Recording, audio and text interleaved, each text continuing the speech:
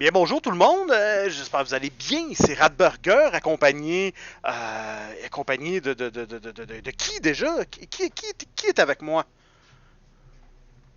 Eh Bien, les bien, stats. il y a... Ah, Ah oui, pardon. les stats, pardon, je t'en prie, je t'en prie. Merci, Oh, merci. Euh, non, non, mais on va y arriver peut-être. Donc oui, les stats ici présents pour cette discussion.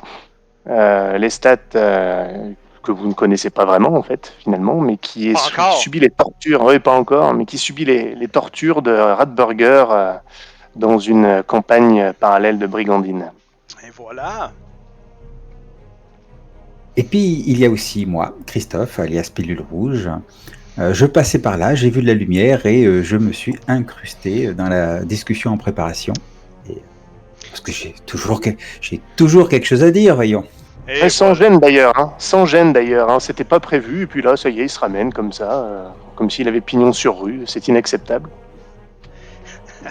Et moi, je tiens C'est juste à clair, oui. souligner votre espèce de politesse française. Ça se parle l'un sur l'autre. Ah non, mais vas-y, cher ami. Non, après toi. Oh, l'honneur au plus beau, l'âge avant la. Écoutez. Oh mon Dieu.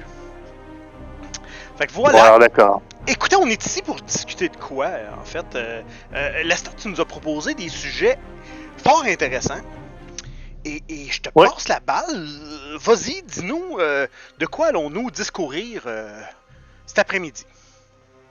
Eh bien, en fait, c'est issu de la première discussion qu'on a eue quand j'avais initié le contact. J'avais d'abord initié le contact parce que j'avais vu des ressemblances avec ta manière de masteriser. Et donc, quand on avait discuté, c'était fort intéressant, mais on était un peu d'accord sur tout, il faut bien admettre. Ouais. Donc là, je me suis dit qu'on allait faire une discussion où on serait peut-être pas d'accord sur tout. Alors en plus, maintenant que Christophe arrive, ça va être encore plus le chaos et ça c'est très bien. Donc j'avais trois sujets en tête. Alors on verra bien si on les aborde. Après, on fera au fil de l'eau. Mais comme tu utilises de temps en temps, enfin régulièrement des battle maps dans tes scénarios, je me suis dit que bah, tu les appréciais. Moi, je ne suis pas très friand des battle maps, donc je me suis dit que ça ferait une bonne amorce. Voilà, c'est un peu un premier désaccord, je pense, qu'on aura. Ensuite, ce serait bien peut-être qu'on parle de ce que j'appelle moi les artifices en jeu, tout ce qui est les images de scène, les portraits de PJ, les musiques, les bruitages. Voilà, quelle utilisation on en a tous, ce qu'on n'utilise pas. Je pense aussi qu'il y aura des divergences ici, d'après ce que j'ai vu dans les divers let's play. Et puis, alors là, Certainement. attention, pour faire mordre notre ami Christophe, une petite discussion sur dans quelle mesure on utilise le partage narratif. Et alors là, ça sera peut-être à couteau tiré. Ouais, ça va saigner. Donc, Je, par où, je suis prêt. par où commençons? Par Pour les où on battle maps, débute? pour un truc un peu clair pour débuter peut-être. Ouais, absolument. Bah, je vais peut-être initier. Ouais, ouais, Moi, Lesta, c'est quoi, Jason, ton problème avec les battle maps, hein? Hérétique, alors va. mon problème, le problème avec les battle maps, j'en ai plusieurs en fait. Alors déjà, je vais tout de suite écarter le côté pratique, on va pas en débattre, mais c'est vrai que moi je passe beaucoup de temps sur la création de mes scénarios, de mes ambiances, je mets des musiques, etc. On en reparlera. Du coup, déjà, j'ai pas trop le temps pour les battle maps. Alors là, c'est vraiment l'argument du pauvre, j'en conviens, mais bon, autant le dire, j'évacue ça tout de suite. Mais même si j'avais envie d'investir du temps, je ne le ferais sans doute pas. Donc j'ai vu que Radburger, tu le faisais pas mal, et avec l'avènement du let's play, donc des vidéos de jeux de rôle en ligne, je trouve que il y a une explosion de l'utilisation de la battle map, qui avait sans doute pas autant dans le jeu sur table, en réel. Et je trouve que c'est pas toujours une bonne chose, surtout quand il y en a beaucoup. Et donc je dirais que mon premier argument, j'en ai quelques-uns, hein, mais le premier, c'est que j'ai déjà peur que le jeu de rôle perde le côté, ça va sonner très prétentieux, mais le côté littéraire qu'il pouvait avoir. C'est-à-dire que Le c'est théâtre une de l'esprit, dans le opportunité. fond. L'espèce de théâtre de Ben, l'esprit qu'on veut que chaque joueur ait un peu une idée ou il se fasse son image dans sa tête. Ben, c'est un peu ça, dans le fond, que tu as peur que ça se perde. C'est ce que je alors, comprends. ça, c'est l'un des aspects, parce que je OK. trouve que justement, effectivement, c'est vraiment intéressant. J'allais l'aborder plus en détail, je pense, après, mais ne serait-ce que le côté MJ, le fait que le MJ va décrire avec ses mots, Je trouve que c'est vraiment intéressant que le pouvoir des mots, le côté un peu littéraire justement dans le jeu de rôle, c'était très présent. Et avec l'avènement du let's play et donc notamment des battle maps et du visuel, justement, on commence à le perdre et on se dirige plus vers un jeu de rôle à tendance, je mets entre guillemets, hein, mais cinématographique, un peu trop à l'excès. Et on perd du coup le besoin de décrire. Et la battle map, c'est exactement ça. On va voir tout, on n'a pas besoin d'en parler, on la voit, tout est en commun, il n'y a pas de questions qui se posent et on décrit moins. Ça, c'est vraiment le premier point. Alors tout de suite, je lève la main parce que j'ai besoin d'un petit peu plus de précision au niveau du contexte et des frontières de celui-ci. Quand tu dis battle map, tu parles de quoi exactement? Parce que est-ce que tu parles de un dessin, une image représentant du dessus la zone où se passe l'action avec des cases et tout bien organisé, tout ça, tout bien dessiné, voire ça peut aller plus loin comme j'ai pu le voir sur Internet ou sur des comment ça s'appelle des let's play où ce sont des vrais décors qui sont utilisés. Donc, est-ce que tu parles uniquement de ça ou alors tu inclus aussi le fait d'avoir une feuille de papier blanche sur laquelle on va dessiner rapidement des trucs, positionner 2-3D pour avoir, je dirais, une vision de ce qui se passe. C'est quoi ce dont tu parles? Non, c'est plutôt, alors, je dénonce entre guillemets surtout les battle maps avec la vue d'en haut, éventuellement les cases, le fait que sur une image, on puisse situer les choses rien que par le visuel, de sorte que la description n'est plus nécessaire.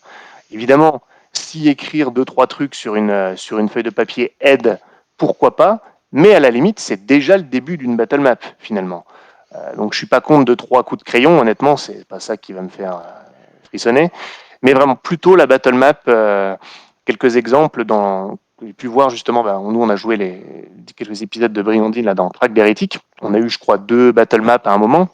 Quand il y a des ennemis, voilà, l'ennemi est ici, il apparaît là. J'aimerais dans le détail, il y a aussi des raisons ludiques pour lesquelles j'aime pas, hein. Mais voilà, c'est vraiment la battle map détaillée, avec un minimum de détails que je dénonce, plus que le coup de crayon sur la feuille. Je vais, je, je vais commencer avec quelque chose. Moi, une des. Garde, dans le premier Actual Play Plus, c'est quelque chose de très, très concret que je vous donne. Dans le premier Actual Play de Café Noir, il est arrivé une scène où les joueurs étaient on était dans l'action. Les joueurs étaient dans une espèce de lobby de petit, petit building commercial où est-ce que bon, j'ai décrit certains trucs et tout ça. Il y a certains joueurs qui n'ont pas capté de la même façon que je l'ai décrit et tout ça. Ce qui fait en sorte qu'à un moment donné, ben, on m'a comme dit, OK, attends une minute. Es-tu capable de nous montrer un peu comment ça se passe, où on est, comment on est placé? Et on m'a demandé de dessiner une battle map. Et je vais t'avouer que ça m'a pas perturbé, mais ça m'a coupé dans mon élan. Ça m'a largement coupé dans mon élan. Ça l'a amené une coupure dans le jeu que j'ai pas apprécié en fait. Pas que les joueurs me demandent de mieux situer les choses, mais la coupure à ce moment-là, moi, pour moi, n'était pas souhaitable. On dirait qu'on était dans une lancée d'action et c'est un peu ça. Ce qui fait en sorte que si j'avais juste amené un petit plan à la base, j'aurais l'action aurait été plus continue, plus fluide. Les joueurs n'auraient pas senti besoin de me couper dans cet élan-là et dans l'action qui s'en venait, parce que là, on s'en allait avec des policiers qui voulaient entrer et tout ça. Et ça moi, ce moment-là, le fait de manquer de cette précision-là, ça m'a vraiment dérangé. Donc, mais je suis d'accord avec toi sur certains points. Tu sais, j'essaye beaucoup de ne pas utiliser la battle map à outrance si j'en ai pas besoin. Si j'en ai pas de besoin, moi j'en mettrai pas nécessairement de battle map. Je trouve que euh, si je veux jouer à un jeu de société, je vais jouer à un jeu de société. Mais Là-dessus, on est d'accord. Ouais. ouais, si je Là-dessus, veux on est d'accord. Bon. et l'autre chose aussi, c'est que moi, écoute, j'ai encore un traumatisme, là, si tu le dis le mot trop fort, je vais me mettre en position fétale. Mais des jeux comme Pathfinder, et là je vais me faire lancer des roches, mais des jeux comme Pathfinder où les mécaniques de jeu influencent directement ce que ton personnage fait sur la map. Donc, il est nécessaire d'avoir une map pour jouer à ce jeu-là parce que certaines des mécaniques de jeu influencent directement ce qui se passe sur la map. Moi, ça me pue au nez, honnêtement. Ça me pue au nez. Fait que donc, c'est un peu ça. Mais, cela dit, j'ai réappris à aimer un petit peu la battle map avec l'espèce d'éclairage dynamique sur Roll20 et sur VTT Foundry. L'espèce de petit éclairage dynamique, l'espèce de belles cartes animées et tout ça. J'avoue que ça m'a un peu ramené, ça m'a réconcilié avec la battle map. Et moi, il y a 2 points que je retiens dans ce que tu dis. Déjà, moi, comment tu as dit, le brouillard de guerre ou l'éclairage ou je sais pas quoi, ça, c'est un élément que j'aime vraiment pas. Mais je vais en parler après, parce que c'est pour une autre raison. Mais ça, vraiment, moi, c'est un truc que j'aime pas. Mais quand tu as dit, oui, parfois, les joueurs vont poser des questions parce qu'ils n'ont pas la même idée en tête.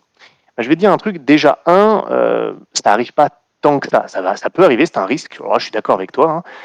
Maintenant, en tout cas à titre personnel, ça m'arrive pas très souvent. Donc à la limite, que ça arrive une fois de temps en temps, ça va pas tuer mon jeu, alors que l'usage de la battle map, pour moi, est plus ennuyeux. Bon. Mais il y a même plus que ça. Moi, ça ne me dérange pas, tant qu'on passe pas 15 minutes à se mettre d'accord, mais ça ne me dérange pas qu'un joueur, ou que même plusieurs joueurs, me posent des questions et me demandent des précisions. Et au contraire, je trouve que le questionnement des joueurs est très important, parce que moi, je peux rebondir dessus. Et en fait, par leurs questions, ils vont m'aider à construire le lieu. Et peut-être que, par leurs questions, ils vont me faire penser à des trucs et je vais agrémenter le lieu de nouvelles choses parce que il m'a posé une question qui m'a inspiré sur le moment. Et ça me mène à un autre point, c'est que la battle map fige le tout. Et tu ne peux pas rajouter des choses au fil de l'eau. Donc les joueurs, on parlera de partage narratif plus tard, finalement ne peuvent plus influencer sur le décor à ce moment-là, à partir du moment où il y a la battle map. Et même s'ils le peuvent, ils auront moins envie de le faire parce qu'au final, ils voient les choses, donc il n'y a rien qui les pousse à le faire. Je suis d'accord. Pour ce point-là, effectivement, on dirait que, et souvent, avec la battle map, on vient juste amener certains éléments qui, effectivement, vont être utilisés. Tu sais, exemple, tu te souviens avec les elfes dans l'espèce de marché où est-ce que vous êtes battu contre des elfes à Brigandine, il y avait des kiosques et des trucs comme ça ils ont été utilisés, mais effectivement, ça a été mis, comment je pourrais dire, ça a été mis directement je vous l'ai mis directement dans la bouche, ce qui fait en sorte qu'effectivement, là, il y a pas, je pense que là-dessus, il n'y a pas eu vraiment les joueurs n'ont pas eu besoin, vous n'avez pas nécessairement eu besoin de l'imaginer ou de rajouter des choses, parce qu'effectivement, c'était déjà là. Mais... Oui, vas-y. Désolé, parce que du coup, je risque d'oublier là, mais effectivement, donc là, on en revient là-dessus. Pour moi, la battle map te prive d'une certaine souplesse de description. Et pour revenir à ce que je disais en préambule, sur le côté, encore une fois, c'est assez prétentieux, mais le côté littéraire, je voudrais revenir sur un point. Oui, parfois, les joueurs n'ont pas la même idée en tête de la physionomie de la pièce ou du lieu.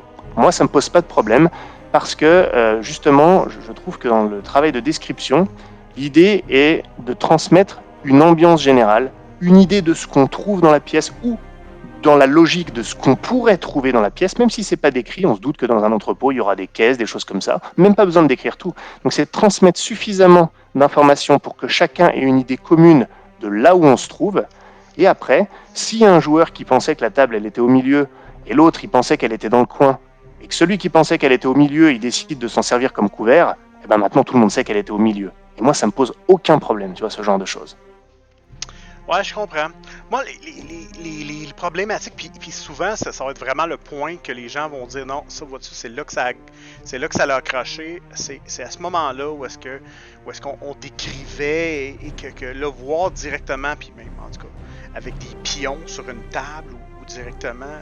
On voit exactement de quel côté et ça empêche effectivement l'espèce de quiproquo de vouloir faire un geste d'un sens, mais finalement de ne pas pouvoir le faire de ce sens-là parce que finalement t'es pas derrière le dragon, mais t'es sur le côté et son coup son coup il a essayé de faire une espèce de gigantesque balayage de la queue, ça n'a pas fonctionné, ou en tout cas tu pensais pas être là.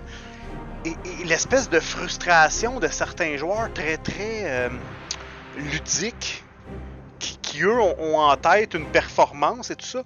Moi c'est souvent c'est souvent l'argument qui va sortir lorsqu'on dit ah ouais, on va utiliser une battle map, ou on va utiliser une carte, ou on va situer directement. Mais moi, je vais te poser une question, par exemple. Moi, j'ai une remarque à faire. Et j'aimerais rebondir là-dessus. Et j'aimerais prendre un exemple.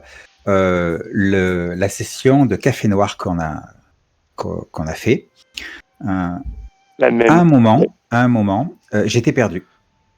À un moment, quand nous sommes dans les locaux du mari de la femme qui nous a embauchés pour le retrouver, etc. Et puis qu'il y a le gardien, puis il y a les policiers, puis tout ça. Il n'y avait pas grand monde, hein. Mais à un moment, j'étais perdu. Je comprenais plus si on était à l'intérieur, à l'extérieur, en haut des escaliers, en bas, derrière la porte, quelle salle, tout quoi. J'étais complètement perdu. C'est pour ça que je dis on peut pas dessiner quelque chose là parce que. Ouais, c'est l'exemple que je donnais. C'est l'exemple que je n'arrive pas à comprendre.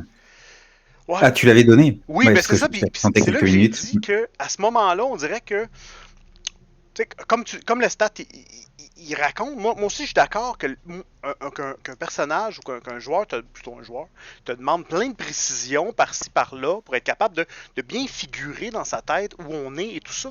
C'était parfait. C'est parfait. On s'entend que c'est comme ça qu'on a appris à faire du JDR, avoir une bonne idée, poser les bonnes questions au bon moment, comment qu'il y en est. Quand on s'en va du côté de narratif, avec des jeux beaucoup plus narratifs, la battle map perd tout son sens parce qu'à ce moment-là, il n'y a plus vraiment de. Il n'y a pas vraiment d'avantage tactique ou quoi que ce soit. Tu peux carrément amener ton grain de sel à où on va et de quelle façon ça se passe. Donc là, ça perd son sens. Mais dans l'exemple que tu donnais, Christophe, c'est exactement ça. Puis ce que je disais à Lestat, moi, à ce moment-là, on était parti dans une scène où il y avait une négociation avec les policiers qui s'en venaient de l'autre côté des portes vitrées, tu te souviens? Ouais, tout à fait, oui. Et à ce moment-là, quand je me suis rendu compte que vous figuriez pas l'endroit, ça m'a vraiment fauché dans cet élan-là. Parce qu'on s'en allait vers une confrontation, vers un moment un petit peu plus intense. Et ça m'a fauché un peu les pieds. Ça m'a coupé dans l'élan. Pas que c'était pas correct. Si vous étiez perdu, c'était au niveau peut-être de ma description. Il y avait sûrement des lacunes là-dessus. Il y avait quelque chose que vous n'aviez pas saisi ou que j'avais mal décrit. Bref, ou mi-chemin entre les deux. Mais à ce moment-là, ne pas avoir eu de map et que on arrête l'action pour dessiner, je trouve que ça l'a un peu. Ça l'a coupé beaucoup la scène. Ça a fait mal au reste de cette scène-là. Sur votre exemple. Ah bah vas-y Christophe. Oui, j'aimerais aussi rajouter une chose, et tu l'as bien mentionné au début, les stats. C'est depuis l'explosion des let's play, c'est-à-dire du jeu en ligne, du jeu où on est à distance les uns et les autres. Bon, il y a des let's play où les gens s'enregistrent alors qu'ils sont autour d'une table. Je le mets pas là-dedans. Mais quand on n'est pas autour d'une table, qu'on est à distance, voire même parfois sans caméra, là, effectivement, je pense que là, il peut y avoir plus de besoin de battle map parce que juste la communication verbale ne suffit pas. Parce que quand on est autour d'une table, toi, que tu es MJ et que tu commences à décrire les choses, tu as aussi une communication non verbale. Tu as aussi comment ça s'appelle, ta tête qui bouge à droite et à gauche, tu as tes mains qui se déplacent, qui parfois montrent les proportions. Et ce que je veux dire, c'est que tu construis la battle map dans l'esprit des gens, finalement. Voilà. Mais juste, rien qu'en discutant comme ça, eh bien, tu dois faire plus de descriptions pour être vraiment sûr. Et tu dois t'assurer que les gens ils comprennent bien ce que tu décrives. Et puis parfois ils t'écoutent pas. Ah, ouais, My ouais. God. Et C'est ça, voilà. c'était un point que je voulais amener, exact. Voilà. Ouais. Et puis quand l'action commence à aller vite, justement, je veux dire, tu vas sur une scène d'action, tu commences à décrire, ça doit aller super vite, s'enchaîner très très vite. Si tu dois en plus tout décrire, eh ben ça ralentit l'action, je trouve. Ça ralentit Justement, moi beaucoup je suis pas l'action. d'accord. Là justement, je suis pas d'accord pour le coup. Et enfin, alors, je suis d'accord avec votre premier exemple. Vous m'avez décrit une situation en commun là pour Café Noir. Moi, je suis d'accord avec vous. C'était entre guillemets un raté au sens global. Hein, je pointe du doigt personne, mais ça peut arriver. Ça, c'est clair. Ça peut arriver. Bon, de mon expérience, ça arrive pas. C'est ce que je disais à Dany. Ça arrive pas suffisamment souvent, franchement, pour justifier pour en faire un argument. En fait, voilà, c'est tellement anecdotique selon moi ce genre de situation où effectivement on a raté, tout le monde est paumé, on sait plus où on est. C'est clair, ça casse le rythme. Euh, Moi, de mon expérience, je sais que c'est pas un argument très bon, mais ça a pu arriver. Mais encore une fois, pas suffisamment souvent pour que ça en fasse un argument contre l'absence des battle maps. Maintenant, pour répondre à ton argument, Christophe, et après, Dany, tu pourras me poser la question que tu voulais me poser. Moi, je trouve que les battle maps parfois ralentissent. Et elles ralentissent parce que, paradoxalement, on ajoute moins un élément narratif qui donne une impression de rythme. Parfois, le rythme, c'est pas le vrai rythme en termes de temps, c'est est-ce que ça bouge. Et justement, quand on n'a pas quelque chose de figé par une battle map, par du visuel, on va avoir un joueur qui va interpréter, créer du décor, créer quelque chose, en tout cas si les joueurs le font, ont cette tendance-là, et le fait qu'il crée ça, ça va créer un mouvement particulier, une action particulière, ça va donner du rythme. Alors que simplement lire une battle map, finalement, nos descriptions sont moins importantes, on en fait moins, et finalement c'est plus figé dans la narration. C'est peut-être moins figé dans le visuel, mais plus dans la narration, et c'est un peu plus plat. Alors, je dis pas qu'il peut pas y avoir des très bons MJ sur la battle map, hein, attention, je généralise pas. Mais je trouve pas que la battle map, en elle-même, permet d'accélérer la narration, ou en tout cas donner l'impression de rythme. Alors, je vais te rejoindre sur ce que tu dis, dans le sens où euh, c'est vrai que quand moi je mets une battle map, je me sens moins obligé de décrire. C'est vrai, j'avoue. J'avoue, là, sur ce coup-là, tu as raison. Cela dit, dans certaines situations, quand il y a un aspect, alors je veux dire un petit peu tactique de la zone, c'est bien de savoir où sont les gens, qui peut agir sur quoi ou sur qui peut utiliser tel ou tel élément de décor qui existe. À quelle distance c'est. Il y a un adversaire qui s'approche de toi. Ah ben je lui donne un coup de poing. Non mais non, il est pas si proche de ça. Il est encore à quelques mètres. Ah bon, c'est long ça, c'est chiant. Tu vois ce que je veux dire. Je Et vois ce que tu veux dire. je pense que Dany va aborder le sujet. Quand tu décris des trucs et qu'en face on t'écoute pas au bout d'une oreille inattentive, alors là, Mais ça, c'est autre chose. Moi, Ouais. moi ça, alors, j'en fais pas un argument. Moi, si on m'écoute pas et qu'on n'est pas dans la partie, ça, c'est. Je suis peut-être un peu virulent à ce niveau-là, mais à ce moment-là, faut pas être là. Là, Mais vraiment. je vais aller plus loin. Des fois, effectivement, je sais pas, on dirait que certains joueurs, puis surtout en ligne, certains joueurs peuvent tomber un peu sur, excusez le terme, là, mais sur le screensaver. Là. Donc, ils tombent sur l'économisateur d'écran, puis tout ce qu'ils voient devant leur visage, c'est rien. Et là, un moment donné, bon, tu finis ta description, puis là, il réémerge. Et là, bon, il te pose des questions que tu viens tout juste de dire. Ça, c'est une chose. Mais l'autre chose aussi que je vais amener, c'est que nous trois, on se connaît un peu, bon, du moins, moi, pour vous avoir maîtrisé tous deux quand même plusieurs parties, et je pense vice-versa quand même, moi, je peux te dire une chose. J'aurais, je vous mets pas de battle map, et vous allez m'emmener des éléments. Vous allez m'emmener des éléments, vous allez partir en tout sens. En fait, je créerai pas de scénario, je vais juste dire aujourd'hui il fait beau, il y a une rue, et vous risquez de vous faire un scénario à vous deux. Hein? Ça c'est clair. Mais maintenant, c'est pas tous les joueurs qui sont comme ça. Il y a des joueurs qui vont avoir besoin qu'on trace pour eux Et ça, c'est correct là, d'avoir des joueurs qui sont plus réactifs. Et ces joueurs-là vont avoir besoin qu'on trace pour eux un certain canevas, qu'on leur donne des options A, B et C.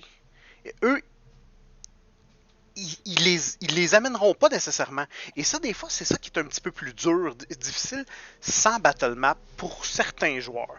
Maintenant, je pense qu'effectivement, la battle map, c'est comme tu disais, Christophe, on se rejoint complètement. On met une battle map, c'est paresseux de mettre une battle map, en fait. Il y a quelque chose de paresseux dans ça.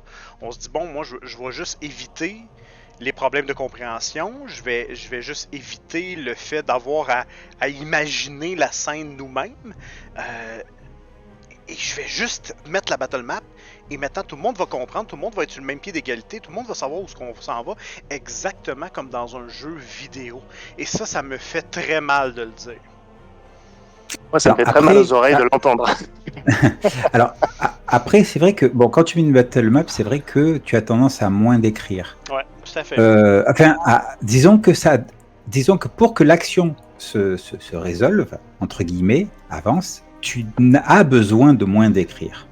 Par contre, ça ne t'empêche pas de le faire. Moi, par exemple, dans la partie Dungeons & Dragons Rise of the Frost Maiden, où je joue un nain guerrier, tout ça, lors des combats, on est en pleine battle map, et c'est ce que j'attends. Hein. Après, je m'éclate dans ces moments-là, parce que j'attends de ça, de donjon. C'est d'être dans ce genre de situation-là.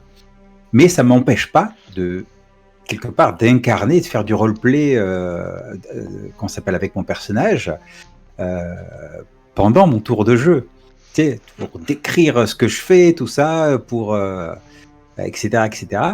Et là, effectivement, ça rajoute du fun à la battle map et ça évite que finalement on soit en gros un sous-jeu plateau dans un jeu de rôle. Là, ça c'est exactement. Moi, ça m'amène deux réflexions, puis je vous laisse rebondir. La première, c'est est-ce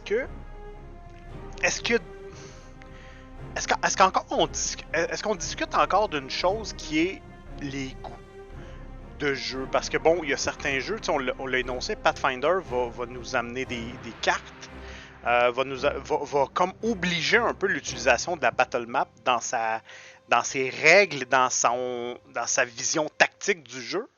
Tu disais exactement ça de Donjons & Dragons, qui est encore moins tactique que Pathfinder.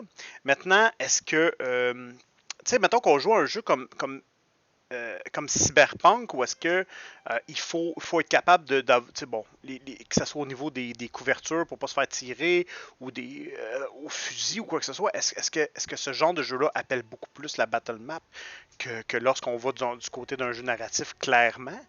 Puis l'autre question que j'ai, est-ce que jouer en image, et là je parle pas de battle map, je dis jouer en image, est-ce que ça amène le même espèce de... et ça c'est peut-être plus pour les stats, est-ce que tu vois que jouer en image, ça amène aussi le même type de... Comment je dirais... de pauvreté au niveau de la description, si on veut? Alors, ça dépend. Jouer en image, là, on parle plus de la battle map quand tu parles de ça. Non, moi, je parle... parce que tes arguments, je trouve qu'ils pourraient aussi s'appliquer à jouer en image et mettre des images sur le jeu de rôle en soi. Mais tu m'enlèves les mots de la bouche, c'était le second thème que j'ai en préambule, et on va y aller, vous inquiétez pas les gars, il n'y a pas de problème. Mais oui, mais tu as bien compris ma ligne de pensée, même si tu vas voir que je vais modérer mes propos quand on parle d'image.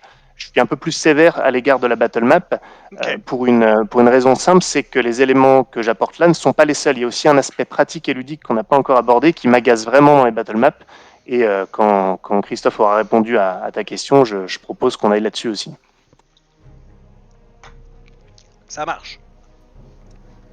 Et donc, la question était... Il est bonne question d'ailleurs. Bah, C'est quoi la question en fait? En fait, il en a posé une à nous deux et la deuxième, je pense qu'elle m'était dirigée en fait par rapport aux gens en image. Et la première, j'ai pas répondu à la première d'ailleurs. La première qui était est-ce que c'est une question de goût? J'ai envie de dire c'est toujours une question de goût évidemment. Si, comme tu le dis, tu as des joueurs qui sont très sensibles à la battle map, ils aiment bien déplacer leurs pions, etc. Ben ils vont aimer les battle maps et puis ils ont bien raison. Je veux dire là, il y a pas de problème. Simplement, moi, si j'étais en tant que joueur dans un jeu où il y a beaucoup de battle maps, là, toi, comme tu le fais, ça me pose aucun problème. Je t'avoue que quand il y en a une, ça m'apporte rien de plus, par contre, mais je m'en fiche qu'elle soit là, pas de souci. Mais si c'était tout le temps ou souvent, là, j'adhérerais pas. Mais c'est une question de goût, effectivement. Et oui, comme dans, par exemple, la Cité perdue, où on était 100% Ah oui. avec une battle map. Ah oui, ça c'est. J'ai Oui. essayé en plus, et non, là c'est. Mais effectivement, question de goût, bien que. Et après, j'arrêterai avec ce terme prétentieux dont j'abuse là, mais bien que je trouve que on gagnerait quand même tous à injecter un peu de littéraire et de description avec les mots. Je trouve que c'est vraiment bien. Pour le coup, je vais le citer. Il y a Eric qui fait très bien ça donc des sang-froid, notamment en tant que joueur. Je l'ai surtout vu en tant que joueur. Où voilà, on va utiliser du vocabulaire, de la description. En plus, moi-même, je dis pas que je le fais tout le temps bien. C'est pas le problème. Mais c'est un bon exercice. C'est bien et je trouve que au global, sans parler du cas individuel, le fait que ça se développe vraiment, ce concept de battle map, etc., bah, enlève cette part au JDR que j'apprécie énormément, c'est le fait de pouvoir raconter, dire les choses, les décrire, même sans langage corporel, comme tu disais, Christophe, juste avec les mots. Et voilà, ça après, encore une fois, c'est une question de goût. Mais il y a quand même, je pense, tu sais, effectivement, ça se développe, mais en même temps, ça, comment je veux dire, ça se développe d'un côté et de l'autre aussi.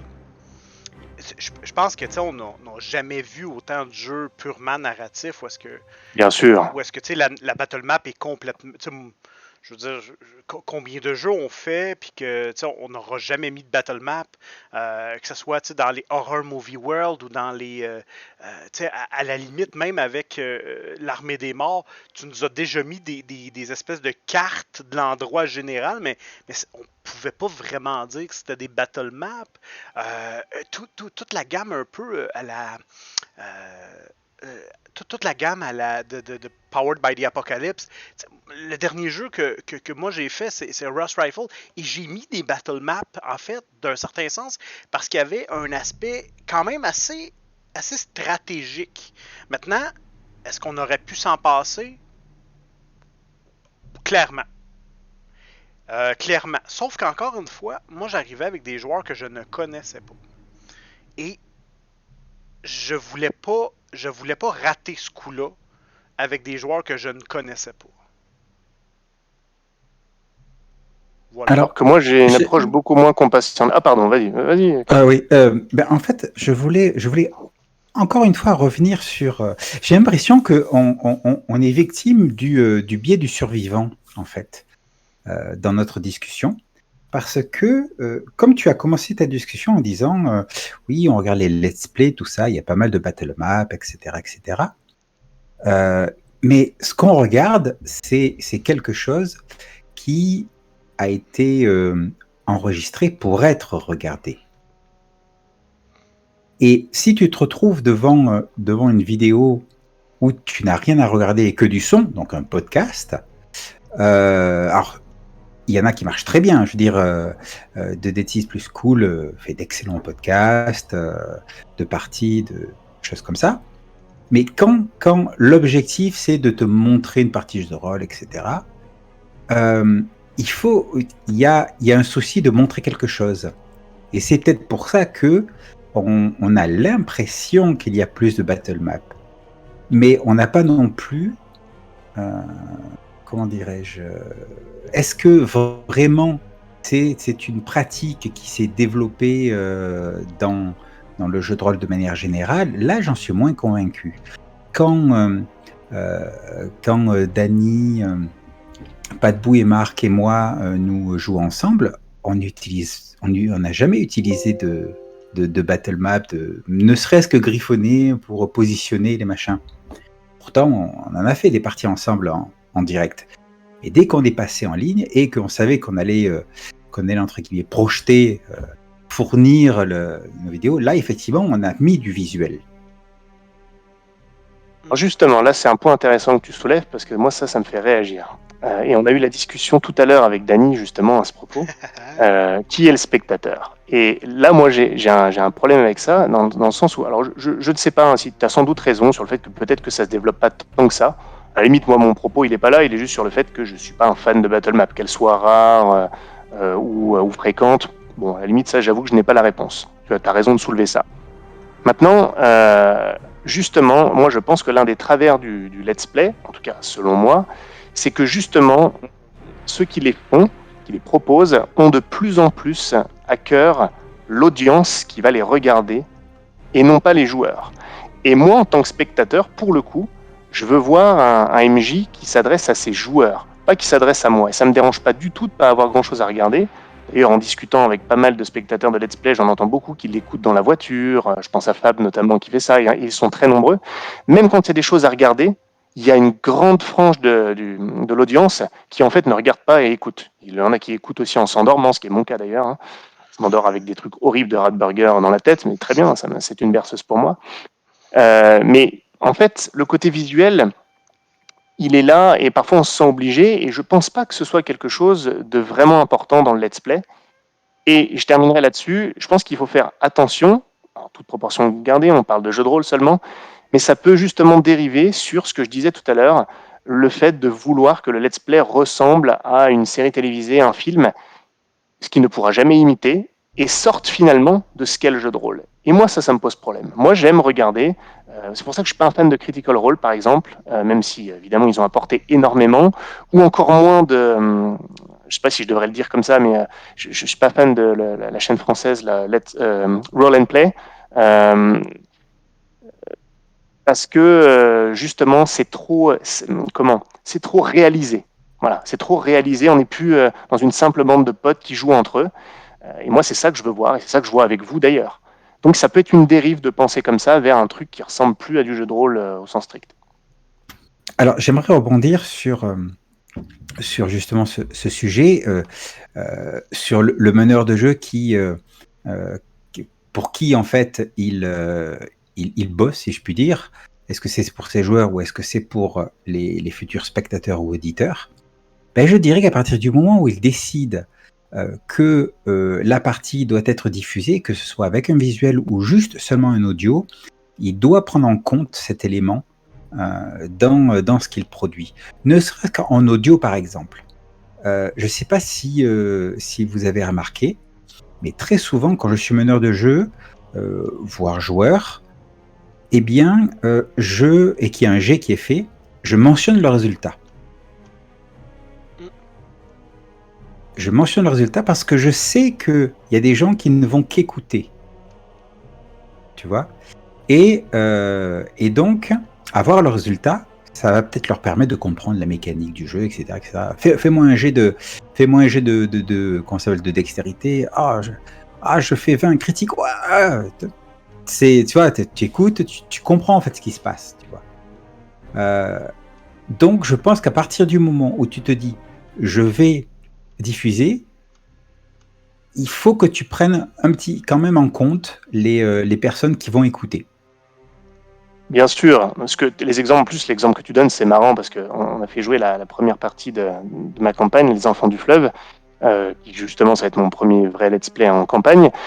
Et juste après, on a donné la consigne, les gars, donnez votre résultat de dés pour que les gens l'entendent. Donc, tu vois, exactement ton exemple. Donc, je te rejoins bien sûr sur ces éléments. Mais justement, ok, c'est évident que ça va pas être tout dans un sens ou tout dans l'autre.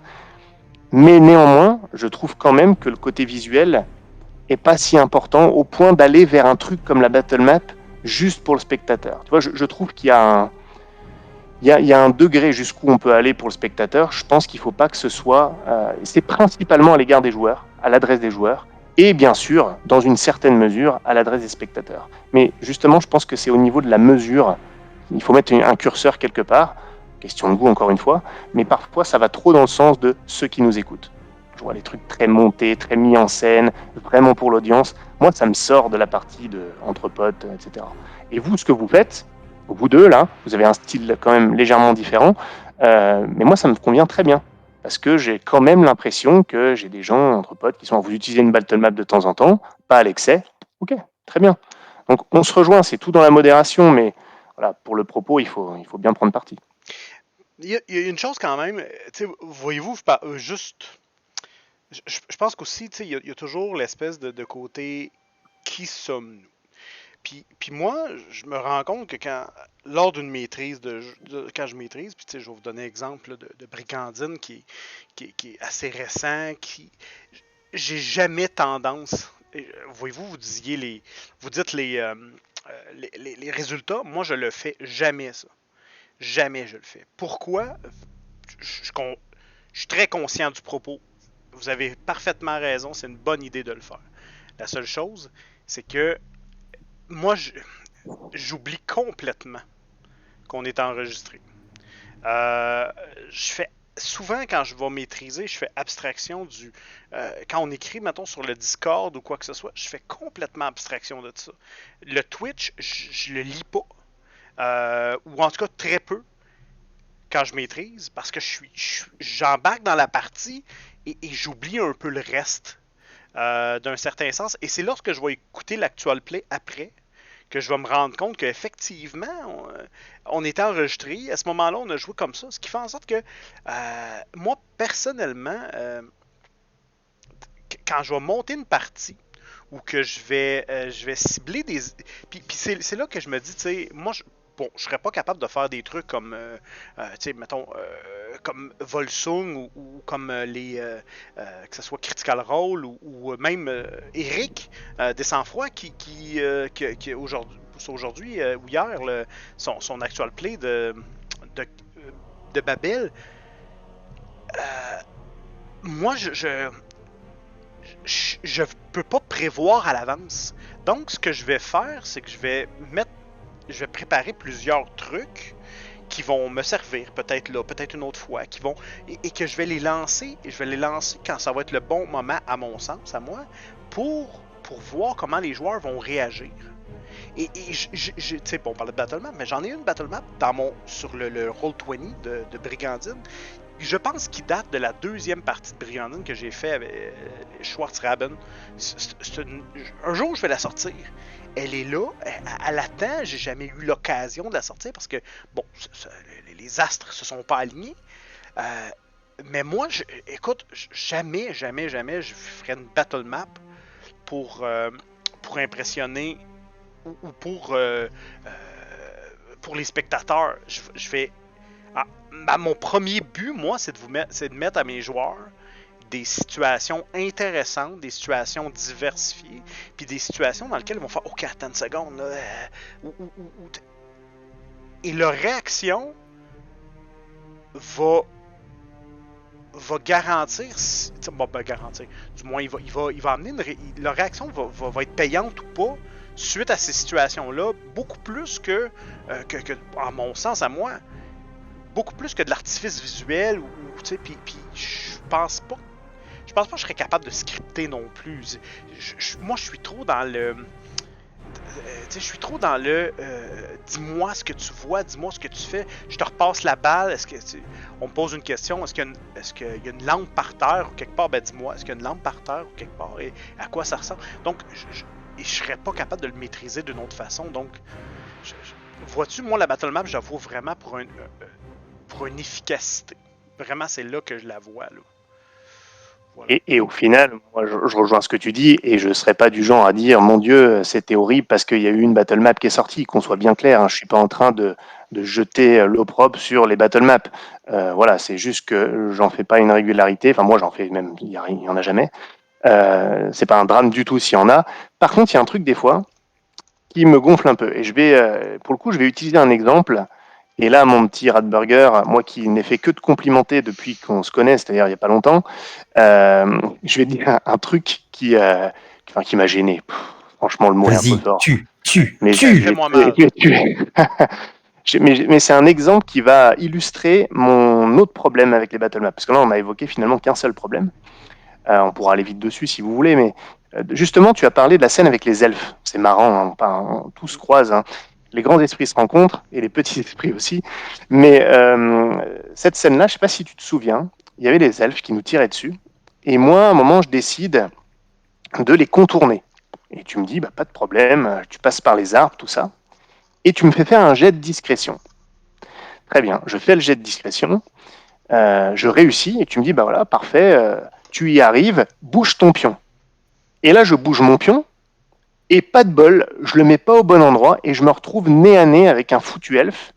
Ce qui rend... Alors, ça m'a pas gêné sur le coup parce que c'était marrant. Cependant, j'ai réussi un jet de discrétion qui est rendu, cette réussite est rendue caduque par le fait que j'ai mal bougé mon pion. Et donc ça veut dire que la battle map a pris le pas à la fois sur ma description et sur mon jet de dés.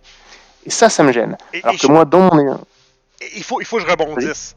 Parce que... je termine juste. Oui, vas-y. Je termine juste, que j'ai presque fini. Et du coup, moi, dans ma tête, quand le jet de discrétion il est réussi, c'est pas juste que le gars il a été silencieux, c'est qu'il a regardé aux bons endroits, il a identifié où étaient les ennemis, donc il est passé aux endroits qui lui ont permis d'être discret. Voilà, moi je condense tout dans le jet de dés, et le fait de bouger le pion, déjà bouger le pion sur une battle map, déjà rien que ça, moi j'aime pas trop, ça me sort un peu du truc. Mais là en plus, le bouger au mauvais endroit, voilà, et ça c'est la battle map. Ben, écoute, c'est drôle, parce que moi je l'ai vu complètement autrement que ça. Puis c'est peut-être au niveau aussi de ma description que moi, quand je t'ai demandé, bon, j'avais en tête cet elfe-là, ok? J'avais en tête cet elfe-là, puis quand je t'ai demandé le test de discrétion, en sachant que toi, tu le voyais pas, t'es allé là, je t'ai donné certains bonus, certains malus par rapport aussi à sa position à lui. Parce que quand t'es arrivé, puis quand t'as déplacé ton pion, ben moi, je l'ai mis dans ton chemin, cet elfe-là. Et donc, le fait que t'aies eu ton jet, faisant en sorte que, quand t'es arrivé face à lui, t'es arrivé surpris et tout ça, mais que lui ne t'avait pas vu arriver non plus. Je sais pas si tu me suis. Non, je te suis.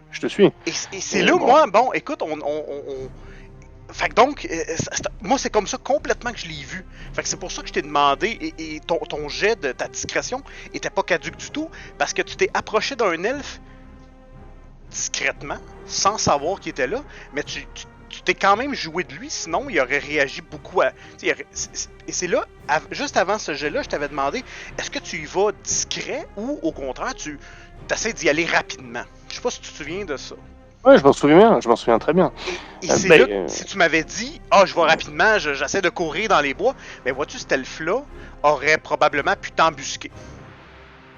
D'accord, bon, tu vois, ça c'est l'un des exemples où peut-être que, on s'est pas compris, on l'a pas vu de la même manière. Honnêtement, c'est pas grave, hein. J'en fais juste un argument, si tu veux, à la limite même que là, l'argument tombe à l'eau sur ce point précis, c'est pas grave, mais ça montre néanmoins ce qui peut se passer sur une battle map. Voilà, ce qui peut. Après, évidemment, le MJ gère son truc, mais le déplacement du pion est pour moi un élément de plus qui peut mener à une situation comme ça, que tu l'aies géré de cette manière ou une autre façon, à la limite, peu importe, dans l'argument qui nous oppose, entre guillemets.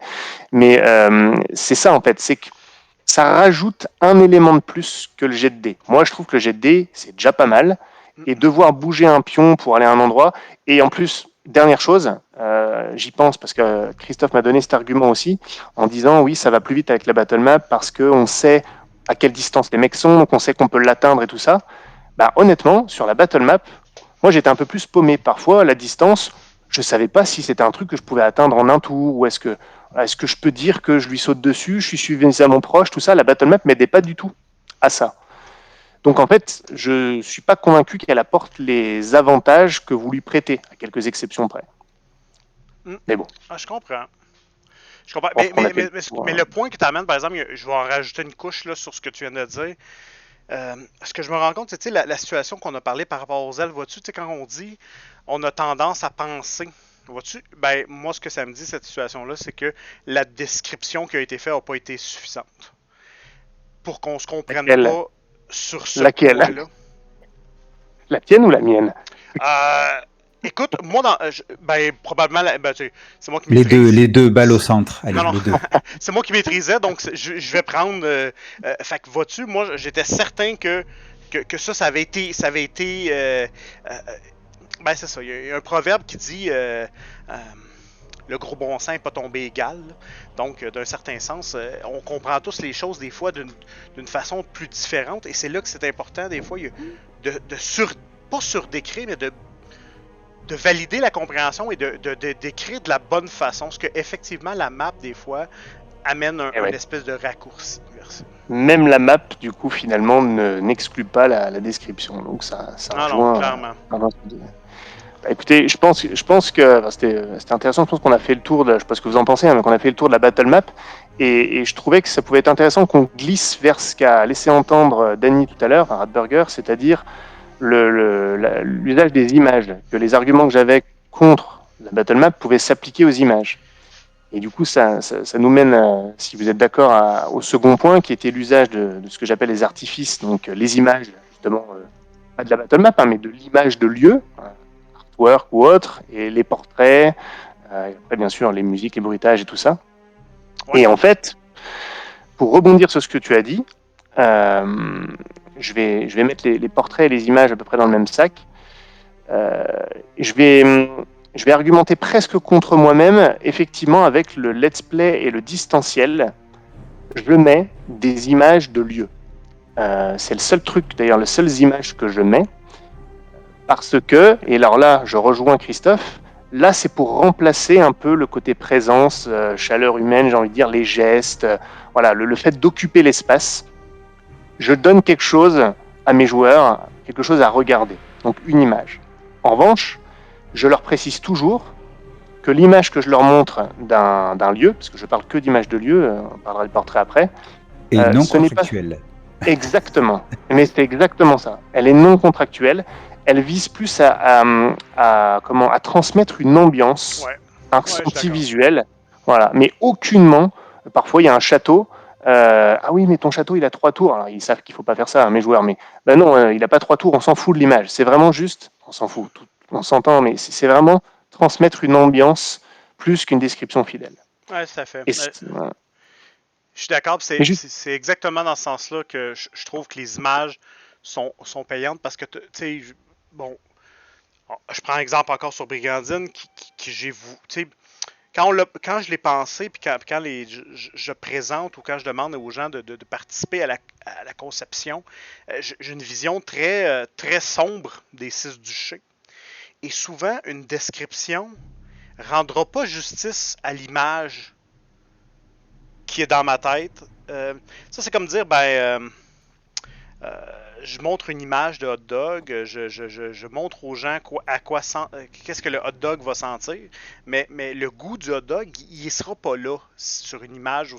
Bref, bon, je me suis perdu avec mon histoire de hot dog, mais je trouve que l'image va amener l'espèce de touche supplémentaire sur cette image-là, je vois exactement le château, les 3 tours, comme tu dis, il pleut, mais en même temps, ça va transmettre le fait de cet endroit-là, je pense que je vais surveiller ma bourse, je vais pas aller dans les endroits sombres parce que ça semble inquiétant.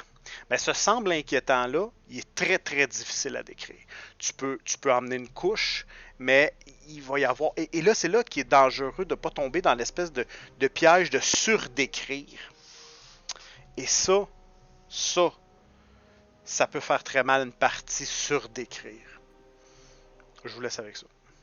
Alors, moi, quand je suis meneur de jeu, effectivement, je cherche à mettre des images et à les changer suivant dans quelle scène se trouvent mes joueurs et les personnages, pour qu'ils aient rapidement une vision de l'ambiance, hein, du contexte.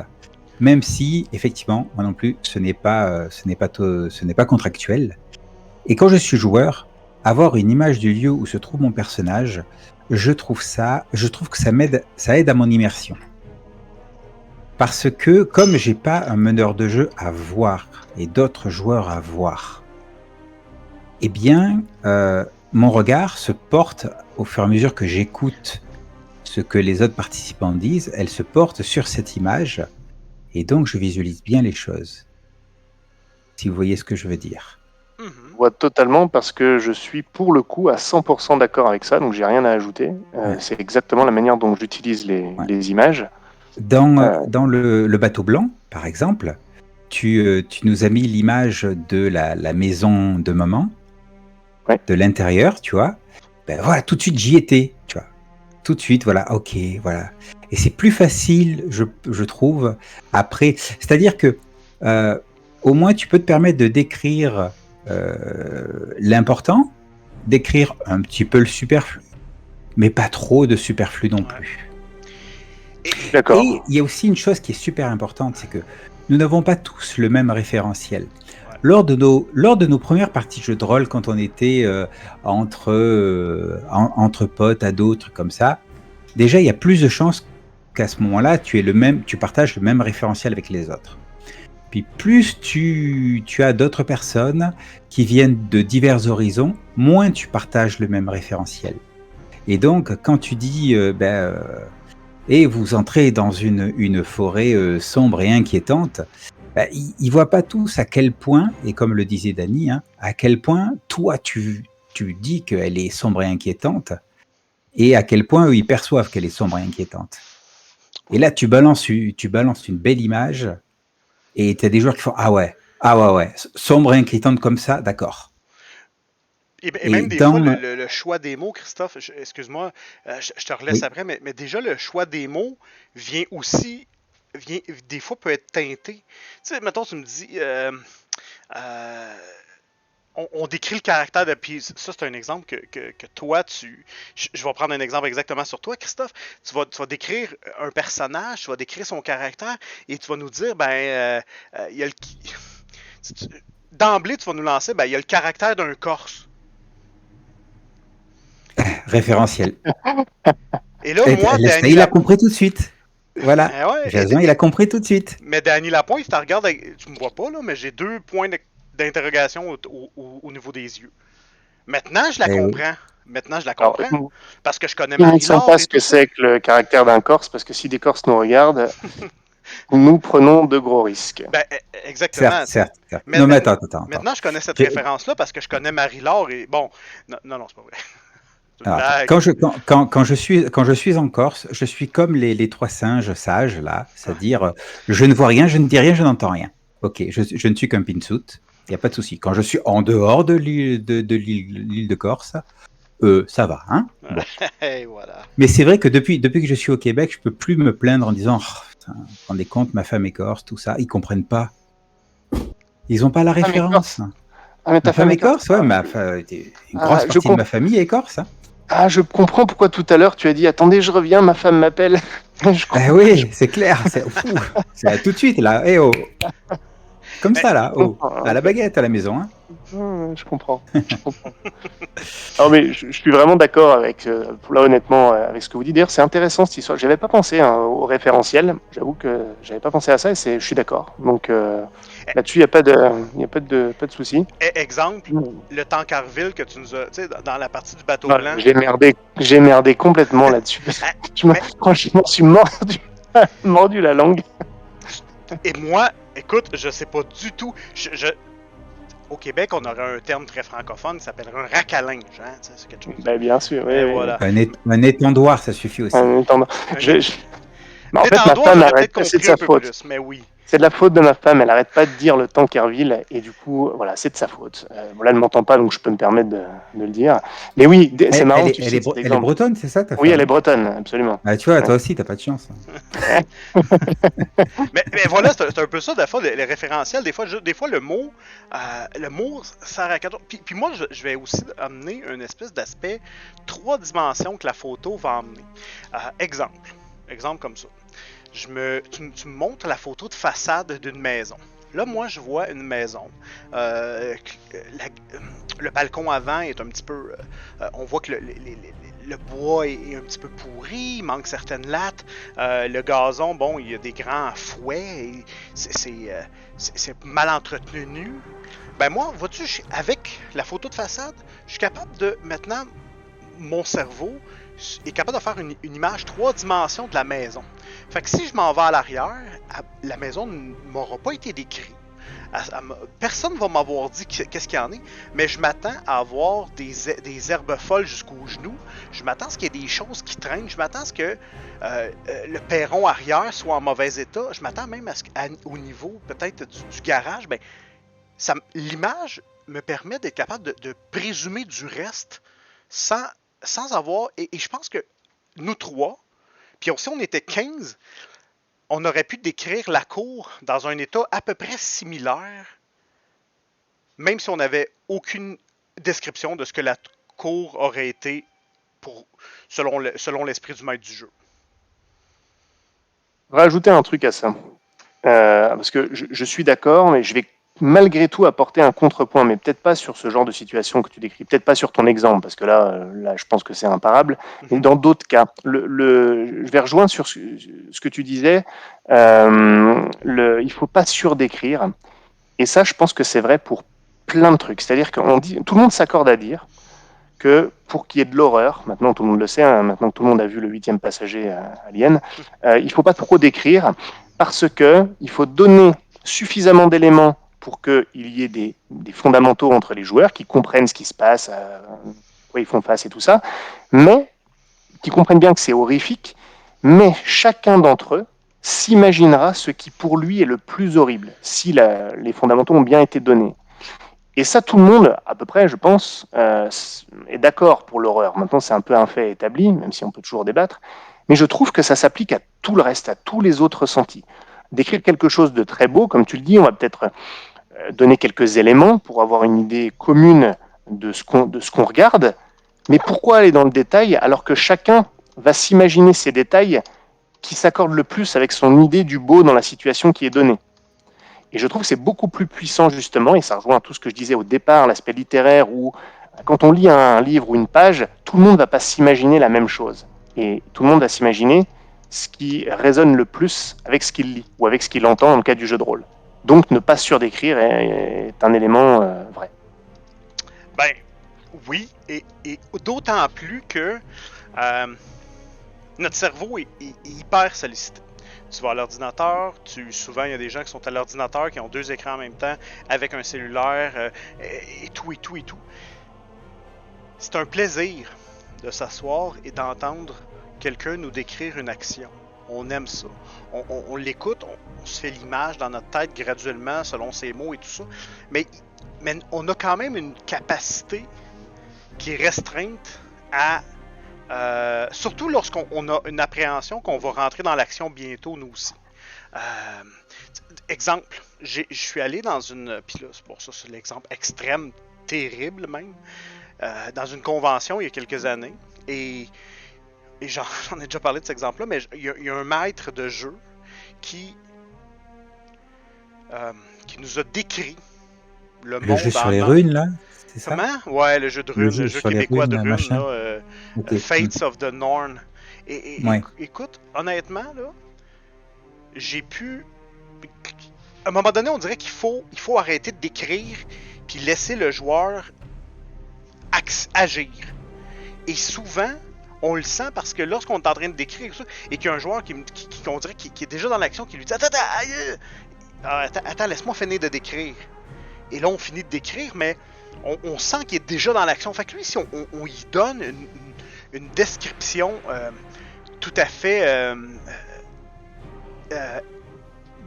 une description à la Hemingway, à rallonge, à lui, on va le perdre. Il se souviendra pas du début de notre description. Non. Moi, j'ai 2 joueurs comme ça à ma table régulière.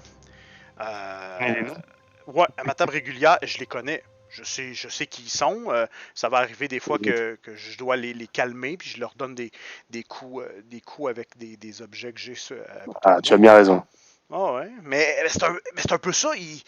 Je sais qu'avec eux, je suis aussi bien de faire plusieurs petites descriptions qu'une longue description. Oui, d'accord. Je sais qu'il te reste pas beaucoup de temps, Dany. Ah ouais. Il reste peut-être le temps pour un dernier sujet qui est un peu lié à ça. Puisqu'on est encore dans l'image, on abordera le reste plus tard du coup. C'est les portraits. Là, je vais peut-être avoir un avis controversé, c'est un bien grand mot, mais en tout cas, vous ne serez pas d'accord avec moi à mon avis, d'après ce que j'ai vu. moi, je n'utilise jamais de portrait. Alors déjà, je vais réévacuer ce nouvel argument. Oui, je suis assez feignant. C'est vrai qu'il y a tellement de personnages, de PNJ, etc. Si je dois chercher pendant des heures le portrait qui correspond à mon PNJ, pas sorti. Ça, c'est le premier point. Mais au-delà de ça, encore une fois, on en revient à ce que je disais. Moi, j'aime bien que on donne une petite description, effectivement, pas un truc qui dure des plombes, suffisamment pour que les joueurs se fassent une idée de qui est ce personnage, grosso modo à quoi il ressemble, et le reste, ils vont le faire tout seuls. Et pour moi, c'est pas grave s'ils s'imaginent pas la même tête exactement. On a tous lu, j'imagine, Le Seigneur des Anneaux. Je pense que mon Aragorn, c'est pas le vôtre. Mon Frodon, c'est pas le vôtre non plus. Et moi, ça me dérange pas parce que je pense que les joueurs vont se faire dans leur tête l'image qui leur sied le mieux par rapport aux éléments de description qui ont été donnés. Et du coup, et en plus de ça, et dernier point, après je me t'ai promis, moi, quand je vois des portraits qui sont par exemple des acteurs connus, alors là, ça me sort complètement du truc. Sauf éventuellement quand c'est les portraits des PJ. Bizarrement, ça me gêne moins. Mais pour mes PNJ, je peux pas me dire que c'est Brad Pitt ou je donne un exemple extrême, hein, mais donc voilà, ça c'est un autre point aussi. Christophe, je te laisse aller. Moi, j'aime bien utiliser des portraits et j'aime bien voir des portraits. Et c'est pareil, ça aide à mon immersion en fait. J'aime bien regarder le portrait quand je fais le roleplay avec le meneur de jeu ou avec ce PNJ, etc. Cela dit, ça n'est valide entre guillemets que en ligne. Quand je suis autour d'une table, là, j'en utilise pas trop, bien que quand on jouait à Symbaroum, j'avais fait des petites cartes portraits des PNJ pour les montrer aux joueurs. Mais sinon, j'en ressens pas forcément le besoin. Pour moi, c'est le jeu de rôle en ligne, le fait qu'il faille compenser la communication non verbale par quelque chose, qui fait que j'utilise des battle maps, des images et des portraits. Parfait. Ben moi, écoute, je suis probablement le plus intense au niveau des images dans vous trois, de nous trois. Ça, je suis d'accord. Même aux tables physiques, moi j'ai un canon chez nous, j'ai un projecteur avec lequel je vais shooter des images de PNJ au mur. Pourquoi? Je l'explique. C'est que lorsqu'on va jouer une campagne, puis beaucoup de campagnes à long cours, où est-ce que j'ai des joueurs qui prennent des notes imparfaites, qui sont pas complètes. Souvent, je vois un nom. Claudius. Mais là, ça c'est la partie 3, c'est bien, là, mais quand tu es rendu à la partie 20, c'est qui Claudius? Qu'est-ce qu'il fait? Qu'est-ce qu'il mange? Maintenant, quand j'utilise une image avec un nom, on dirait que dès que je vais projeter l'image, je dis bon, ok, parfait, cette personne-là, vous le voyez, est là, paf, l'image est là. Moi, je vais plutôt complémenter l'image avec une description de l'attitude de la personne. Fait que donc, je vais dire, bon, il voit l'image, mettons, c'est une personne telle, et cette personne-là, bon, vous voyez, bon, son regard un peu hautain, le nez dans les airs, vous sentez qu'elle a une certaine arrogance et tout ça. Et c'est là que je vais décrire le personnage, parce que l'image physique, elle est là, et je sais très bien que dans 10 parties, je vais remettre exactement la même photo. Les personnages vont la voir et déjà, ce PNJ-là, ils vont le percevoir comme désagréable et arrogant. Maintenant, si j'ai pas de photo et j'ai seulement qu'un nom, puis ça, c'est mon expérience à moi, c'est mon goût aussi à moi, là, je dis pas que je suis pas correct que vous deux. J'ai l'impression que là, ben c'est qui lui déjà? Attends une seconde, on va chercher là, ils cherchent dans leurs notes, nanana. Là, ils suivent plus du tout la partie parce qu'ils cherchent c'est qui? Claudius. Et là, ils voient dans leur map, ils voient dans leur carte, dans leur note plutôt que Claudius, ben, la note est incomplète. Puis on l'a vu où lui déjà? C'était à quelle ville? Puis, je trouve que, encore une fois, je viens juste redonner l'espèce de saveur rapide. Pas rapide, mais qui permet, ben oui, rapide, mais qui permet de ne pas nécessairement stopper la partie ou prendre un temps de pause pour rechercher qui est Claudius. Parce qu'évidemment, lui dire d'emblée, ben, tu te dis, ben, tant qu'à ça, t'es aussi bête de pas prendre de notes et tout ça. Moi, c'est l'exemple que je vais donner.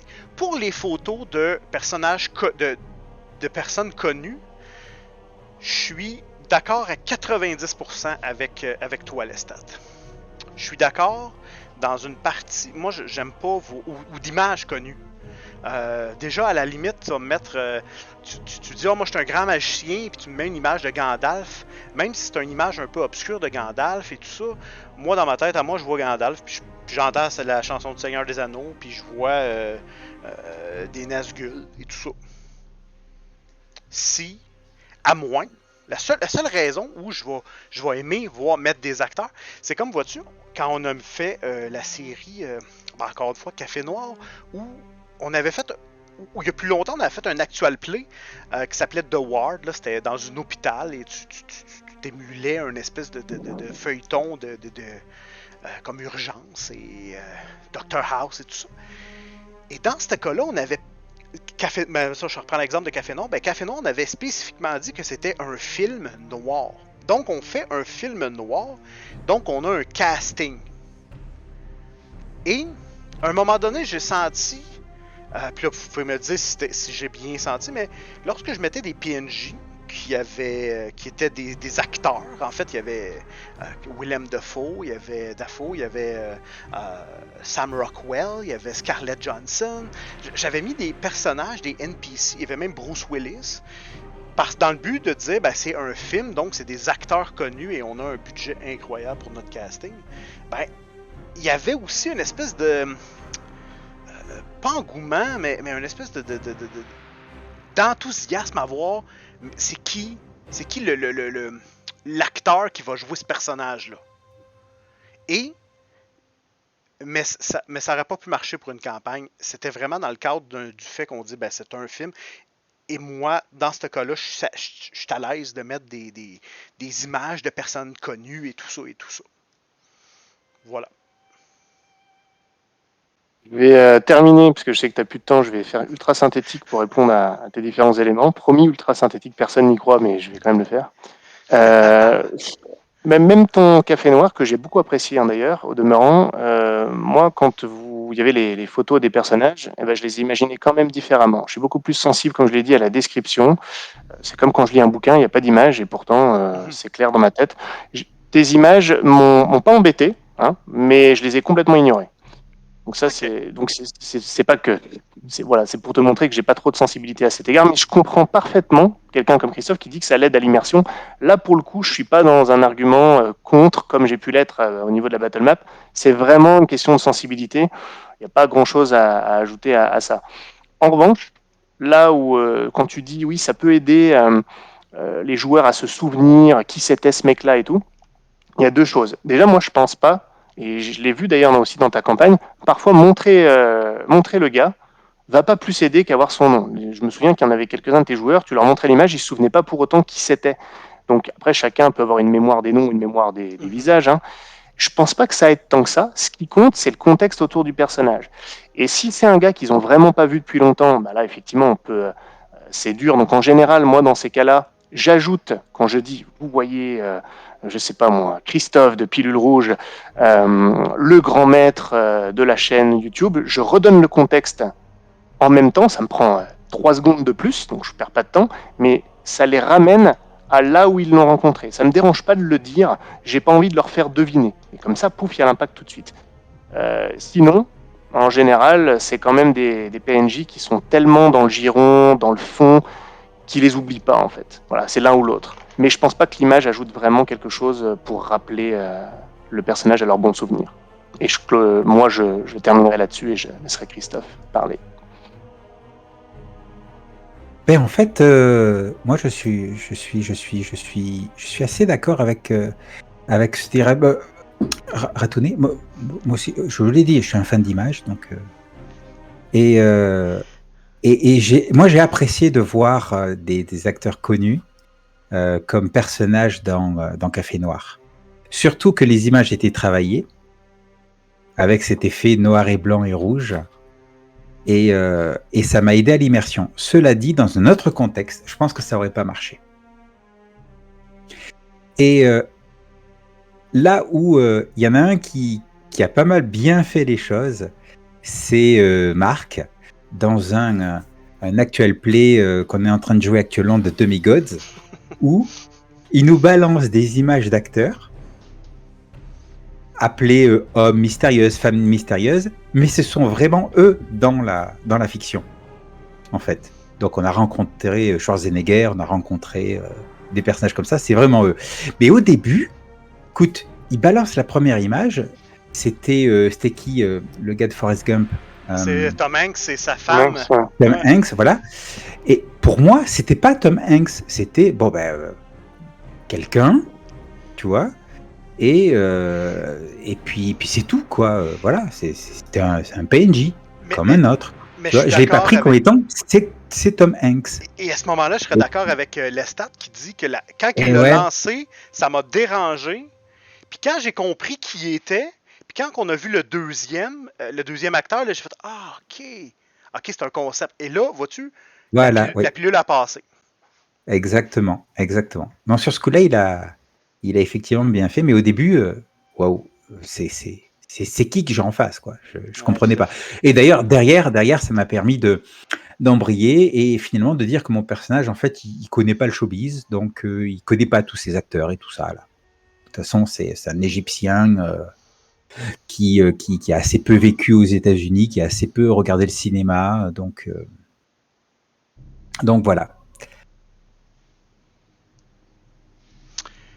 Bien cool. Écoute, je pense que décidément, Lestat, il va falloir que tu participes à l'un de nos radios polémiques bientôt. Je pense qu'on Vos risques et périls. Ouais, on va bien se fendre la poire. Ah, il faut un bon sujet polémique. Hein. Ah, ben écoute, on en a encore une liste risqué, tout plein. Ouais, c'est risqué, effectivement. Ben écoutez, on a bien débattu. Je pense qu'on n'est pas allé au cœur, au fond de tout ce qu'on aurait voulu aller. Écoutez, 1h30, ben 1h et quelques, c'est tellement rapidement passé, hein, c'est incroyable. On est déjà à 1h16, tiens. Fait que donc, on se garde en banque nos petits sujets qu'on avait et on se fait une session, une autre session bientôt de Jazette JDR improvisée. Messieurs, avec grand plaisir, messieurs. Ben, ça a été un grand plaisir et merci d'avoir été disponible, merci d'avoir été là, merci d'avoir investi vos émotions, merci de ne pas... qu'on se soit pas battu et tout, là, donc c'est appréciable. Et je vous souhaite à la prochaine fois. Merci beaucoup. Bye bye. Bonne soirée. Bonne soirée. Bonne soirée.